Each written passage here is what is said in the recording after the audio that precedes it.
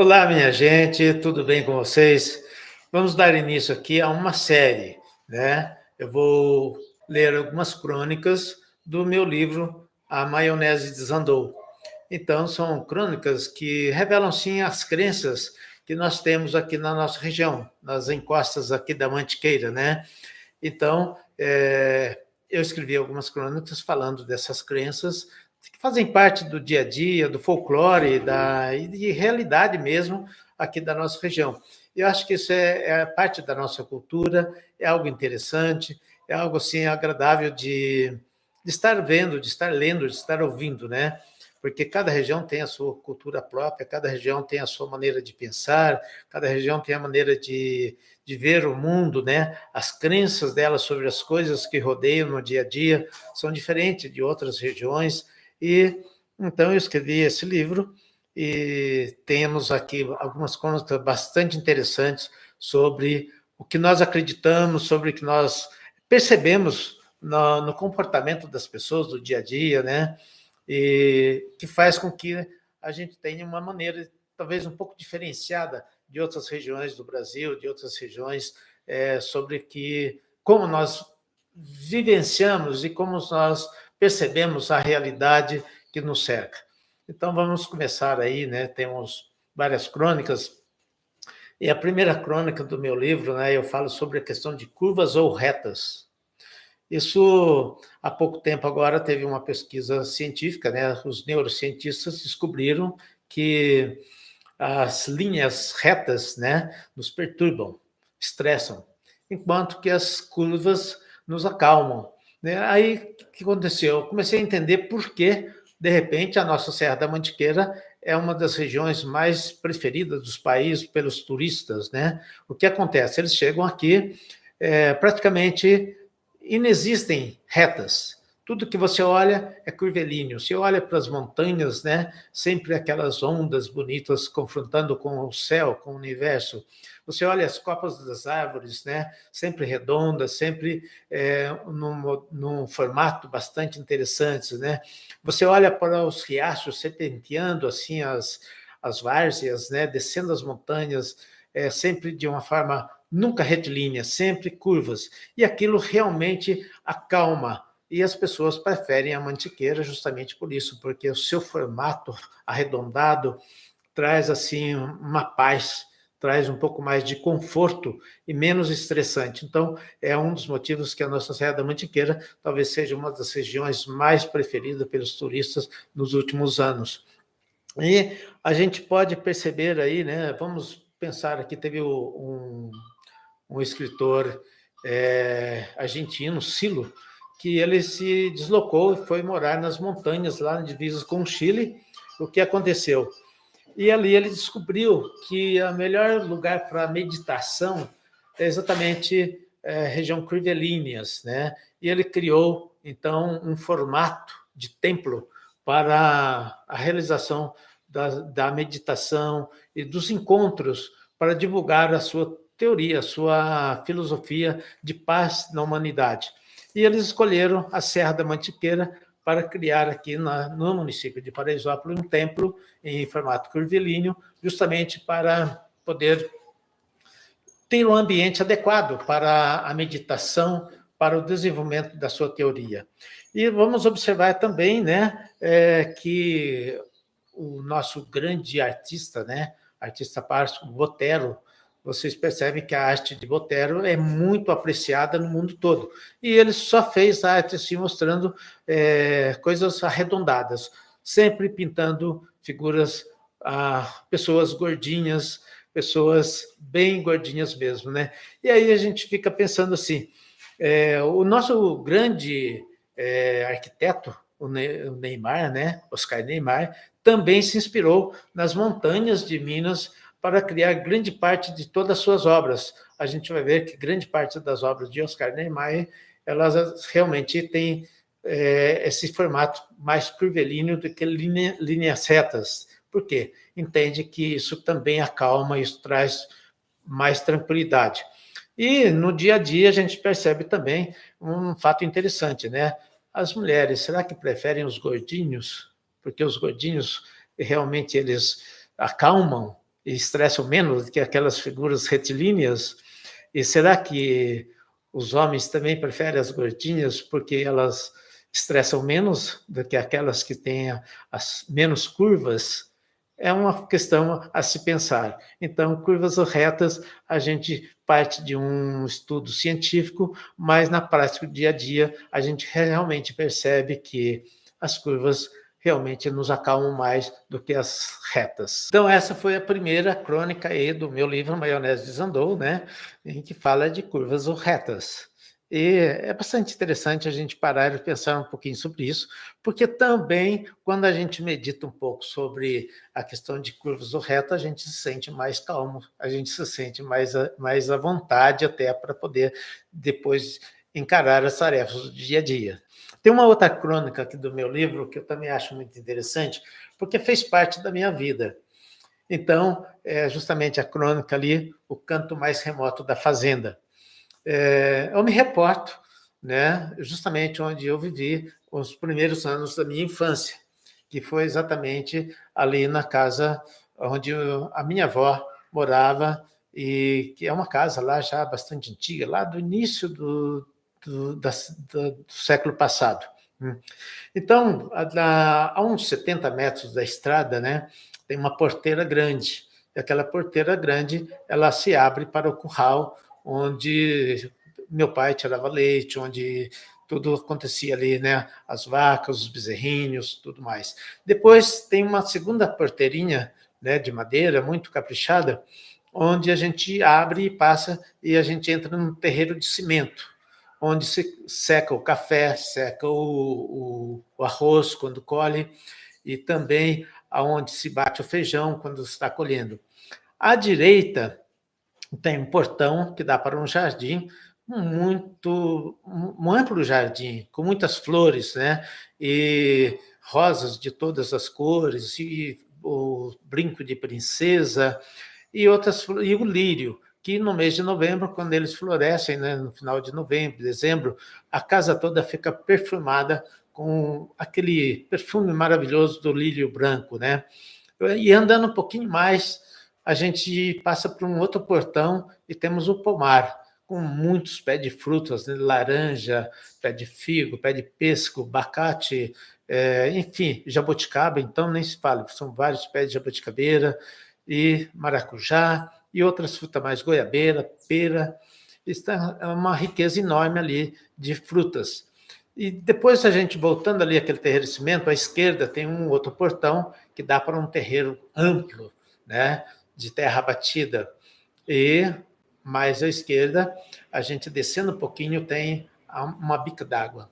Essa bica d'água cai exatamente no Monjolo, o antigo Monjolo que está ali até hoje, né, onde se soca o café, o arroz, para descascar o arroz, onde se trabalha o milho para fazer a canjica, depois o fubá mimoso e a farinha, né?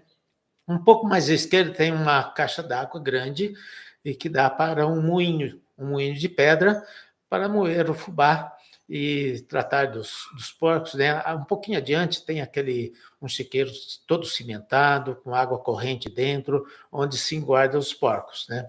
E voltando ali na bica do Monjolo, a gente entra à direita, tem uma casa ampla com um grande tanque, onde se curte o milho antes de preparar o fubá para fazer a farinha.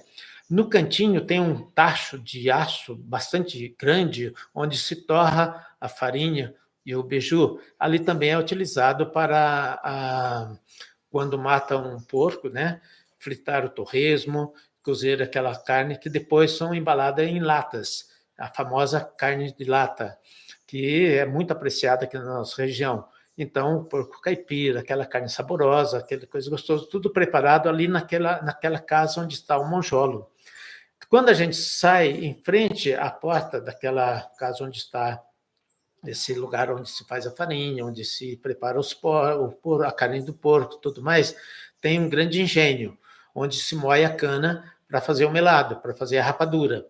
E à esquerda, ali, no canto mais remoto, está um tacho de cobre, bastante amplo, onde a minha avó costumava fazer, então, o melado, a rapadura. E por que será que está escondido ali num cantinho ali da fazenda? A minha avó sempre falava assim, né, que quando se ferve a garapa para apurar e preparar o melado, se chega alguma pessoa assim de mau agouro, né, que tem assim, aqueles sentimentos negativos, o que acontece? A garapa bufa, despeja para fora daquele tacho e cria uma perda, uma confusão, desanda e atrapalha todo o trabalho. Ela sempre mantém ali um balde de água fria, né? Se ela percebe que está chegando alguém, ela já joga a água no fogo para diminuir o fogo, para que não tenha aqueles transtornos, né? E eu me lembro, quando eu era bem pequeno, quando a minha avó, a gente morava numa casa em frente, bem de frente, assim, a uns 100 metros de distância, e quando ela estava fazendo, então, o melado, que estava naquele ponto do puxa-puxa, ela gritava: Roberto, vem aqui, venha cá, meu filho. E eu corria para lá, porque eu já sabia o que ia acontecer. Ela pegava, ia ali onde caía a água do monjolo, e tinha aquelas folhas de inhame grandona, né? Ela enrolava uma folha daquela e colocava o puxa-puxa ali na água para esfriar, e quando eu chegava, ela me dava aquela porção de puxa-puxa, né? Que era o melado já no ponto de endurecer, e era a coisa mais saborosa que eu pude experimentar na minha infância. Muito interessante.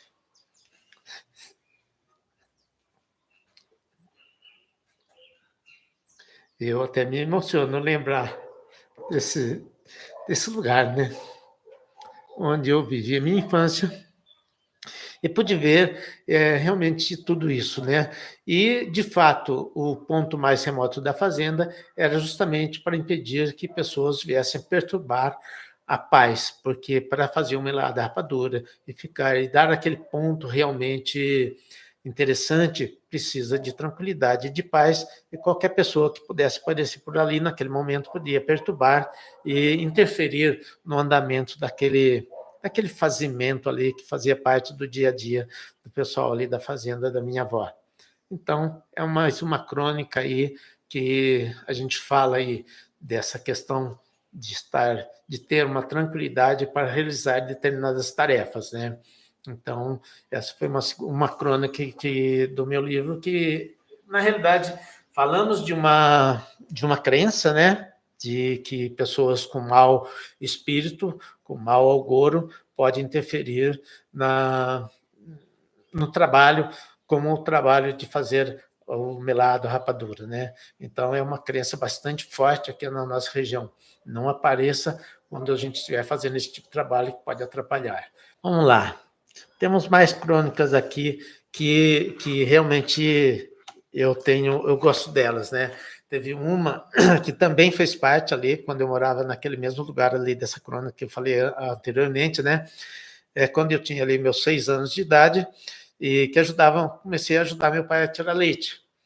Então, todo dia cedo, né, ali pelas 6 horas da manhã, a gente ia lá tirar o leite da vaquinha e eu acompanhava meu pai. No tempo de frio, eu gostava até de estar ali, porque a vaca estava quentinha, a gente encostava nela e aquecia daquele frio que temos aqui na nossa Serra da Mantiqueira.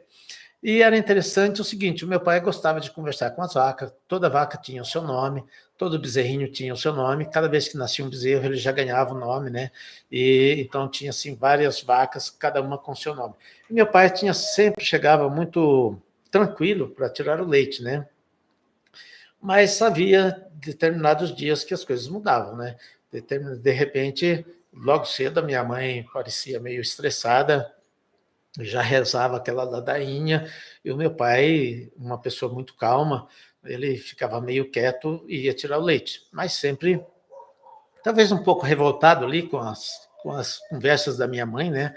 E o que acontecia? Ele ia tirar leite e falava menos. Então ele não conversava com a vaca, ele não chamava os bezerrinhos pelo nome, como de costume, e talvez na hora que ele fosse ali apertar a teta da vaca para tirar o leite, né? Porque naquela época era tudo no manual, e a vaca sentia talvez a diferença, pelo fato de ele estar assim, emocionalmente um pouco desequilibrado com as falas da minha mãe.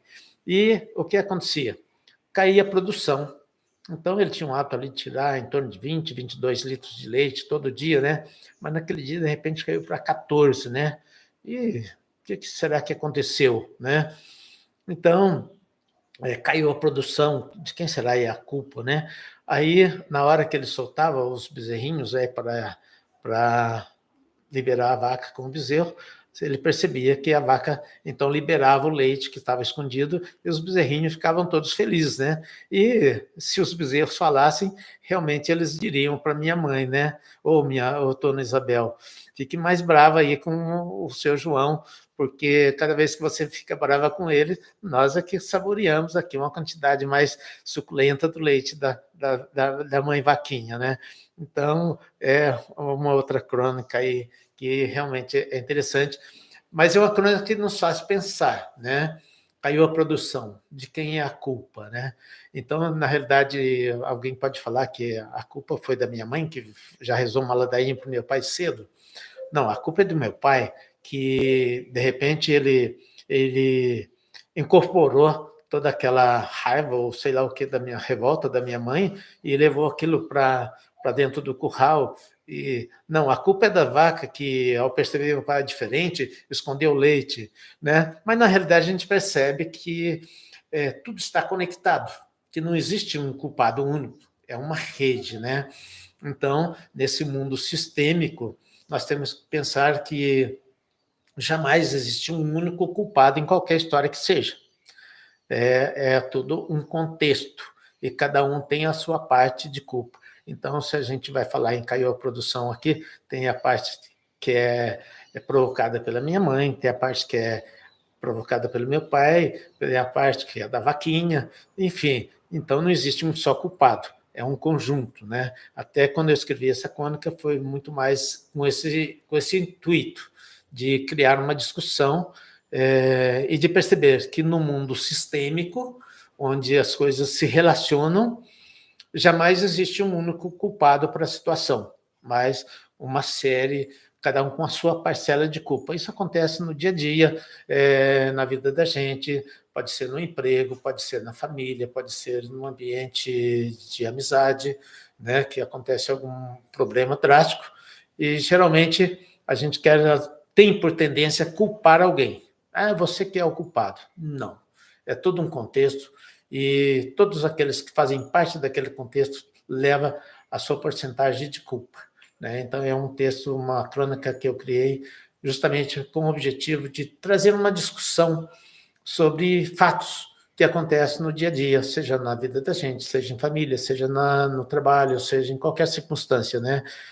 A gente tirar esse vício que nós temos de querer jogar a culpa sobre uma única pessoa, sobre alguém, né? Não.